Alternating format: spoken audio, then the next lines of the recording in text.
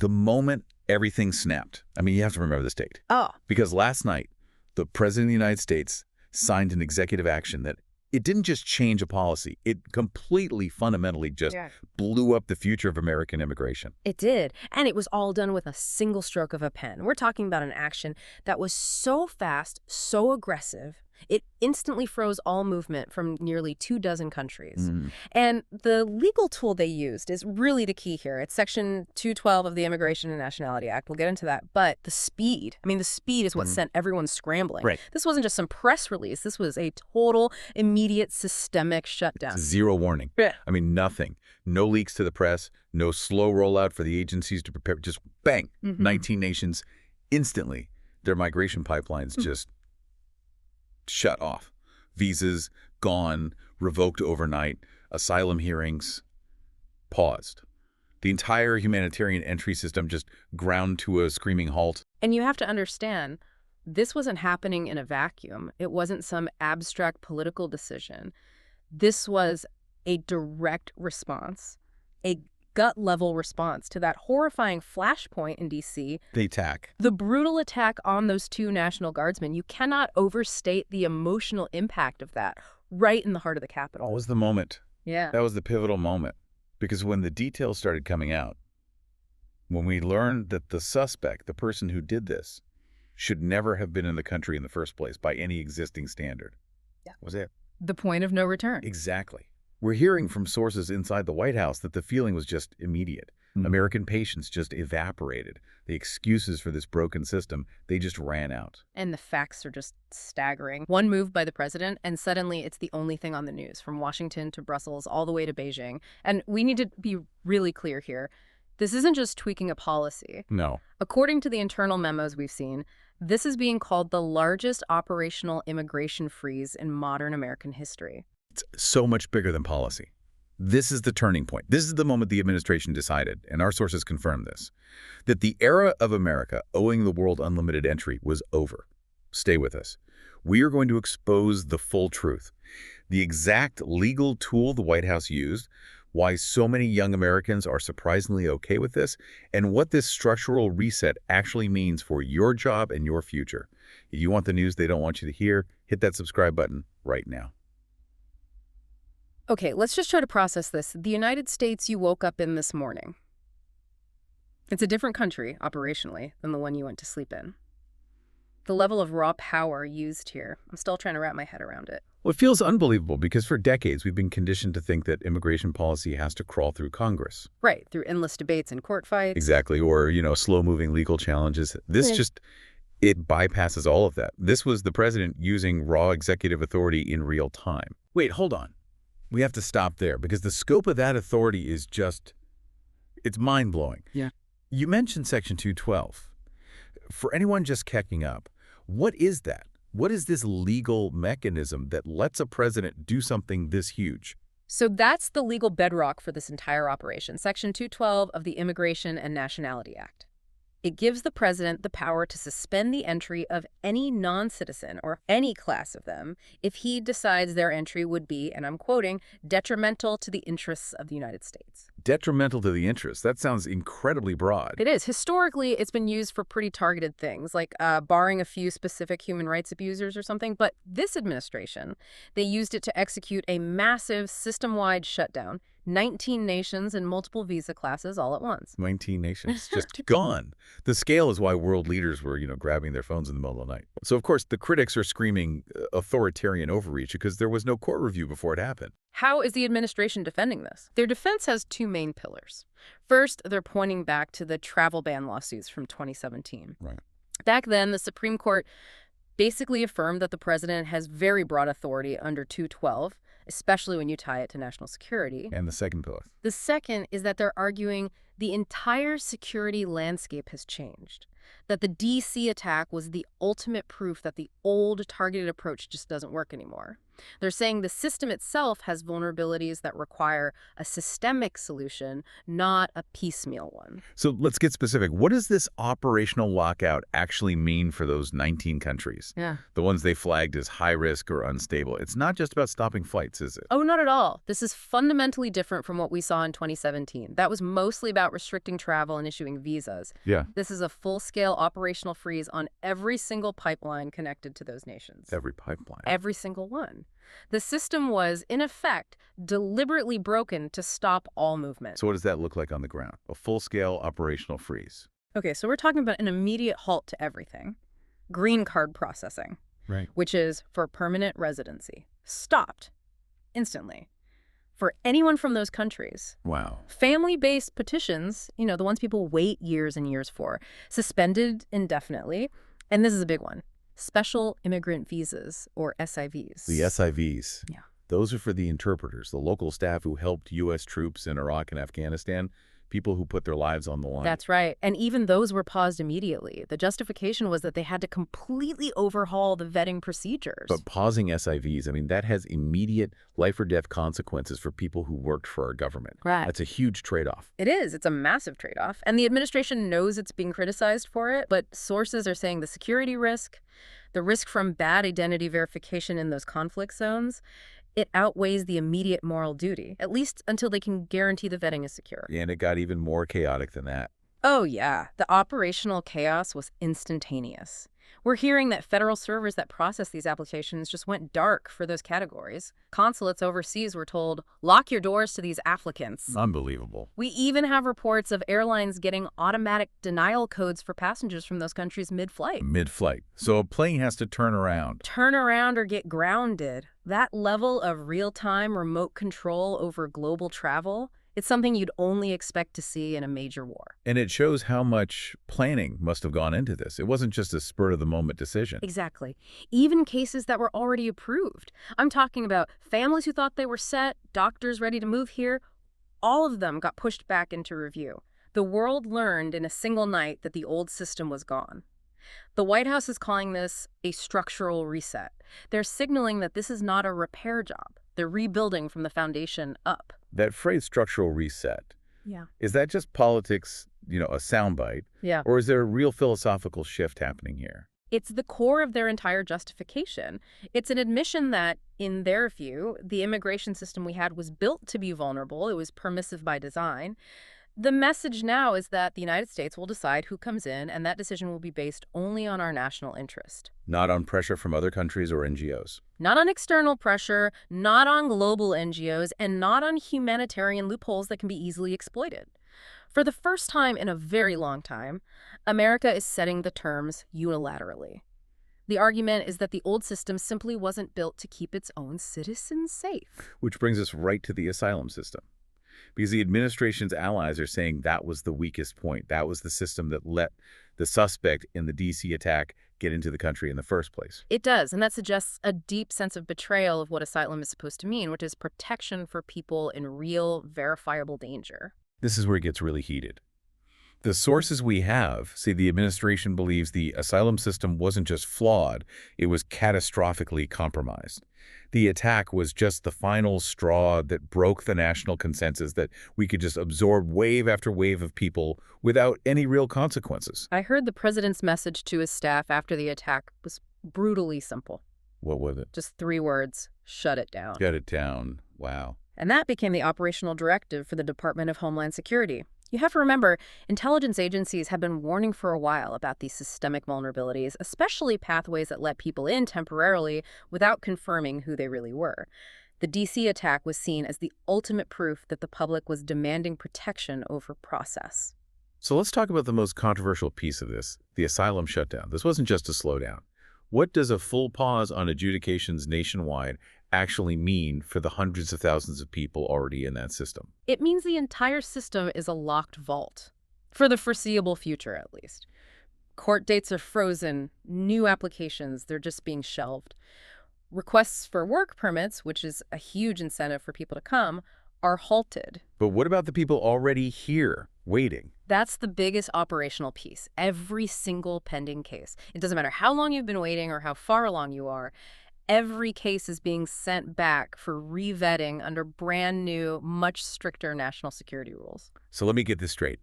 You could have entered legally, followed all the rules, been living here for 2 years waiting for your final hearing, and now you're back at square one. And you're being judged by criteria that didn't even exist last week. That is the direct implication, yes. And the administration's justification for this is that the old system was, quote, abused beyond recognition. They point specifically to what they call loopholes created under the previous administration. What are these loopholes they're talking about? Let's try to define them without the political spin. They're mainly talking about two things.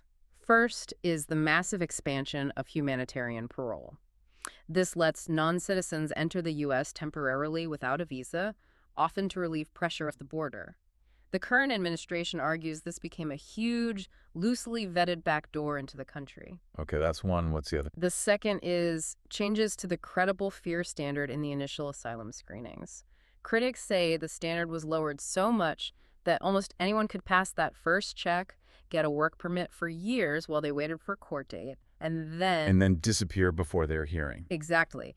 Disappear before ever showing up for their final asylum or deportation hearing. They've called this whole thing the largest exploitation of humanitarian policy in U.S. history. That's some pretty strong inflammatory language. It is, but that's the language they use to sell the necessity of this action. Their argument is that asylum had become a revolving door for exploitation, and until new, secure rules are in place, it has to stop. They insist it's about restoring order and security, not ending compassion. But this security review, it goes way beyond just new asylum seekers. It's affecting people who are already living here. That's the trade-off. It's a sweeping review across all immigration categories. We already talked about the SIVs being frozen, but it's broader than that. We're hearing the administration is revoking visas for people already in the U.S. if new intelligence flags them as a potential risk. Even if they pass the old, less stringent checks. Especially if they pass the old checks. That's the whole point. That creates so much instability. You have families, communities, businesses. If the government suddenly decides the old vetting wasn't good enough and starts pulling back approvals, you get instant chaos for people who have built their lives here. You do. And it signals a major shift in philosophy.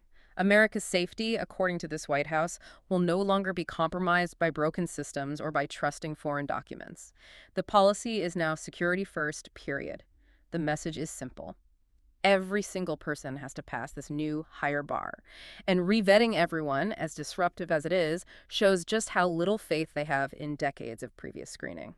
I have to say, when I look at the sheer scale of this, freezing servers, locking consulates, pausing millions of cases, it just feels like chaos. It feels like they're ripping the engine out of a plane in the middle of a flight. So I have to ask, is this strategic? Or is this just panic? Does this level of disruption risk real damage to America's reputation and our relationships? Is this just improvisation, or is there an actual blueprint here? And that is the absolute core question of this whole situation. Chaos or choreography. And from everything we're seeing in internal memos and from our sources, the administration is insisting it's choreography. The D.C. attack gave them the political cover they needed, but the plan itself, it was layered, it was methodical, it was designed to take the entire system offline, rewire it, and then rebuild it with one thing at its core, the national interest. Okay, so if there's a blueprint, let's see it. What is this layered, methodical strategy they're supposedly executing? It's a 5-step strategic plan. It's actually pretty straightforward in its logic. Freeze, review, revet, rebuild, and replace. Okay, break that down for me. Step 1, freeze. Step 1, freeze. This was the immediate action. The goal was simple. Stop any new vulnerabilities from getting into the system. That's why they shut down the 19 nations overnight and paused asylum using 212F. Operationally, it's about sealing the border, not just physically, but systemically, so the system couldn't be exploited anymore while they were examining it. So step 1 is basically damage control. Hit the emergency brakes, stop the bleeding, and deal with the international fallout later. What's step 2? Step 2 is review. This is a massive top-to-bottom audit of everything. They're trying to expose every single pathway and loophole. And it's not just asylum. They're looking at student visas from certain countries, low-skill work visas, the humanitarian parole system we talked about, everything that for years let people in without the kind of strict identity verification they're demanding now. So it's like a forensic investigation of the whole government. In a way, yes. They're trying to find every single point of failure that led to what they're calling decades of open border drift. Which brings us to the most disruptive part. Step 3, revet. Step 3 is revet. This is applying that new security-first criteria to every single person in the pipeline, which we talked about. It's about using today's security threats as the standard, not some outdated political agreement. And this is why agencies like DHS and the State Department are in a mad scramble right now. It takes a huge amount of resources to go back and recheck millions of files. Critics say it's impossible to do it right without it taking years. So they're betting that the political pain of this short-term chaos is worth a long-term gain of a totally secure system. Okay, so you've frozen the system, you've found the leaks, you've rechecked everyone in line. How do you start building something new? That must be step 4. Step 4 is rebuild. This is about writing a totally new legal and regulatory framework. And the key principle is that it serves American citizens first, period. Before any foreign country's expectations or, abstract global pressures, they want to draft new laws and rules that are designed to eliminate all the ambiguity and the loopholes of the old system. So it's built intentionally, not just cobbled together politically over time. That's the key distinction. They want a system that's durable, one that can survive future presidents and court challenges. And that leads to the final long-term goal. Step 5. Step 5. Replace. Step 5 is replace. This is the aspirational part. It's where you substitute all the failed policies with targeted, high-skill, assimilation-focused pathways. This is the part meant to win over the public. Instead of mass, low-skill migration, the new system would prioritize people who can contribute right away, who can assimilate, and who fill a specific economic need. Basically, a merit-based system like you see in Canada or Australia. So the whole bet is that the American public will support this idea of total control and a shift to merit, even if they don't like the chaos of the freeze itself.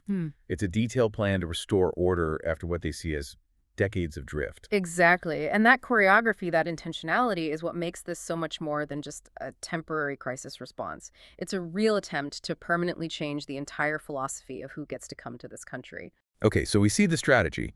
It's about replacing these low-skill pipelines with something that serves the national economic interest, which leads to the most unexpected part of this whole story, the political and economic reaction. Because the polling that came out right after the freeze is just, it's shocking.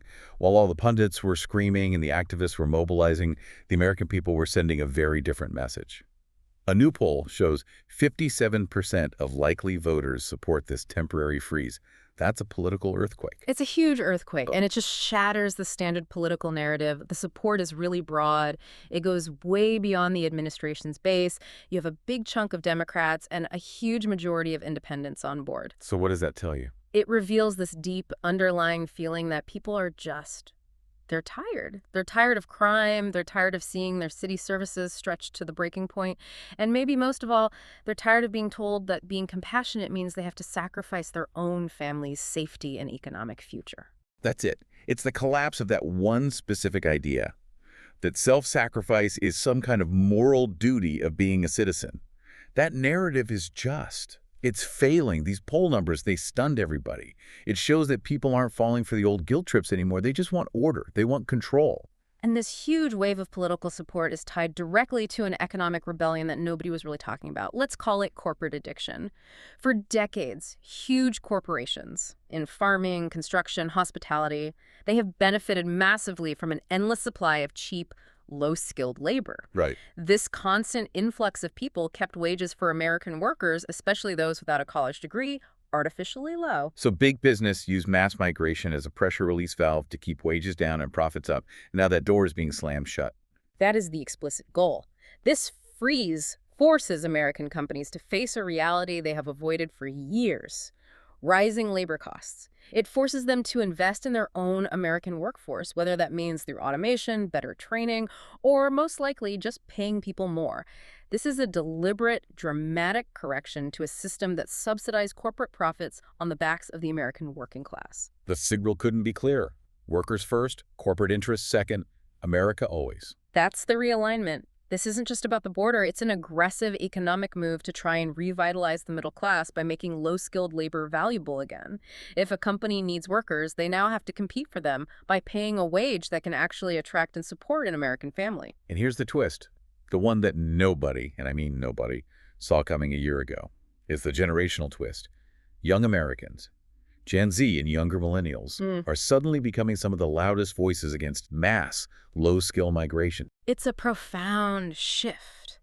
And it's not about ideology. It's purely pragmatic. It's economic. They are the ones paying the highest price for all of this. They're the ones locked out of the housing market. They're the ones drowning in rent that just goes up and up and up. They see starter homes just flying out of reach, and at the same time, they're competing directly with huge numbers of low-skilled workers for those entry-level jobs, the gig work, the service jobs that you need to get your start in life. Exactly. The pressure is coming from both sides. Their costs are soaring because of demand, and their wages are being suppressed because of competition at the bottom. The reality of their bank accounts is hitting them a lot harder than any political ideology ever could. For years, the assumption was that young voters were automatically pro-open borders. But when this freeze happened, a lot of them didn't protest. They actually felt a sense of relief. They feel like they've been squeezed and ignored and priced out of their own future. Yeah. So let's play this out. Let's do a hypothetical here, because this is where it gets real for people listening. If this freeze stays in place for, say, the next 5 years, what happens to the starter home market? What happens to housing affordability? Well, logically, the pressure point completely changes. If the supply of houses stays tight, which it probably will, but you suddenly restrict the demand by halting population growth, that relentless upward pressure on rents and home prices has to ease up. It just has to. And at the same time, if wages at the low end are forced up, then those same young workers are in a much stronger position to actually save for a down payment. The freeze is basically a massive national experiment. It's testing the theory that this population growth wasn't a sign of a healthy economy, but a way to mask a lack of real investment in our own people and our own infrastructure. wow, it's a huge economic gamble. It's a massive risk, no question. But it's a policy designed to fix wage suppression and maybe, just maybe, stabilize the cost of living for American citizens. The administration is prioritizing the stability of its current population over the abstract idea of unlimited growth. That's the economic earthquake. Yeah. But there's a cultural line being drawn in the sand here, too, and it's a lot more inflammatory. The administration is now explicitly talking about immigration based on compatibility, assimilation, and contribution. And this is where that old narrative just completely falls apart. For decades, the dominant idea, pushed by both corporate globalists and humanitarian groups, was that America had to take in anyone at any scale, that cultural fragmentation was a strength, and that the idea of assimilation was, outdated or even racist. And while that was happening, people were watching their own neighborhoods change overnight, schools getting overcrowded, city services breaking down. So now, when the critics immediately jump to label this new focus on compatibility as racist, we have to report that for a lot of people, that word just isn't working anymore. Our sources are telling us that supporters are making a distinction. They're separating what they see as real hatred from what they call simple self-preservation. This whole action is built on a belief that millions of people now say out loud, that America does not owe the world unlimited entry, that we have a right to set the terms based on our own cultural and economic needs. So how do they define compatibility and assimilation in actual policy terms? Yeah. Because those are very loaded phrases. They are, but they have policy goals tied to them. Sources say it means giving preference to people with things like English proficiency, a certain level of education, and a clear understanding of and respect for American law and constitutional principles. It's a shift away from family connections and a random lottery, and a move toward a system that actively selects for people who can integrate and contribute quickly. So this cultural reset is really a defense of national interest. Proponents would say it's a necessary swing of the pendulum away from the policies that have been in place, really, since 1965. That's the historical frame they use. They argue it's about cultural protection and asserting sovereignty. The state's primary duty, in their view, is to its existing citizens and the preservation of its core values, not to some abstract global expectation. This cultural line, America decides who joins the American family, for many of their supporters, it feels like they're finally taking their home back. Okay, so we've laid out the shock, the legal strategy, the economic rebellion, and the cultural line in the sand. But what's really critical for you to grasp as you're listening to this is just how big this moment is in history, this immigration freeze. It's not just another policy change. Sources are arguing this is a fundamental historical realignment. So you're saying this isn't temporary, this isn't something that's just going to be reversed after the next election, this is a permanent structural shift. I believe that's the intent. If our sources are right, we are watching a pendulum swing that is so massive, future historians are going to point to this week as the beginning of a new political era. For 30 years, what the administration calls the era of globalist ideology, America just drifted toward open borders and corporate labor pipelines that hurt wages. And the idea that we had to subordinate our own interests to the rest of the world. Exactly. And that era, the era of unquestioned globalism, is collapsing right now. The DC attack was just the catalyst that sped it up.